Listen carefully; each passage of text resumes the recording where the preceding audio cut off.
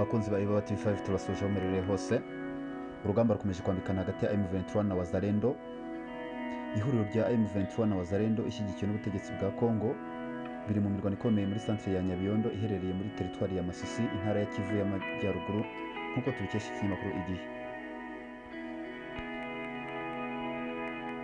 Centre ya Nyabiyondo ni kamwe mu duce tw'ingenzi kari Masisi kuko iri ku marembo ya Walikale.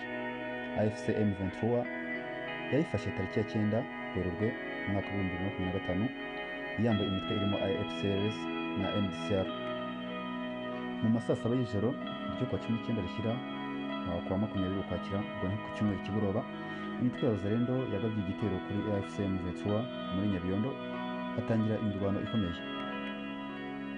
Urusaku rwinshi rw'imbunda nini n'intoya rwatumye abaturage batuye muri iyi centre bagira ubwoba baguma mu ngo zabo. Imitwe ya Wazalendo kandi ifite intego yo kwisubiza iyi centre yambuwe mu mezi 7 yashize kugira ngo yifashishe mu kubaka urukuta rukumira AFC M23 mu bice byinshi bya Walikale.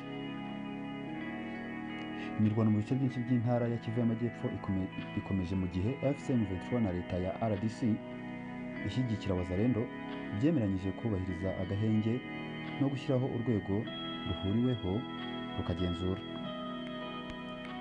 Iyo atari Wazalendo igabye ibitero kuri AFC M23, ingabo za Repubulika Iharanira Demokarasi ya Kongo nizo zibigaba, zigasobanura ko ziri gufunga inzira aba barwanyi bashobora kunyuramo bashaka kwagura ibirindiro.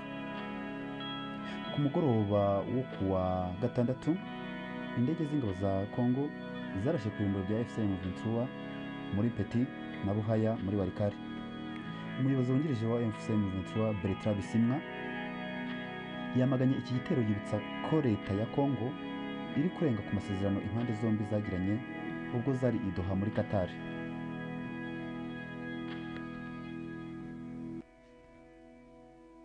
Muri iki gitondo rero cyo kuwa kabiri, ingabo za leta ya Kongo FARDC zatangaje ko abasirikare babiri bakuru n'abarwanyi 36 bo mu mutwe wa M23 bamanitsemo amaboko. Benshi muri bo bakaba bari bahiriwe muri teritwari ya Rutsuru, Masisi, Walikale na Kare. Benshi muri bo bivuga ko bari abaturage basanzwe, abasirikare cyangwa abapolisi bahatirwaga kujya mu rugamba igihe M23 yafataga imijyi nka Goma na Bukavu mu ntangiriro z'umwaka.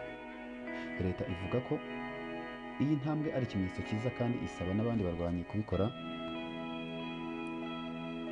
Aha rero leta ikomeza ishimangira ko ibi byose bibaye nyuma y'uko leta ya Kongo na M23 basinye amasezerano yo gushyiraho uburyo bwo gukurikirana ishyirwa mu bikorwa ry'umwanzuro w'amahoro wasinyiwe i Doha muri Qatar tariki 14 z'Ukwakira mu mwaka wa 2025.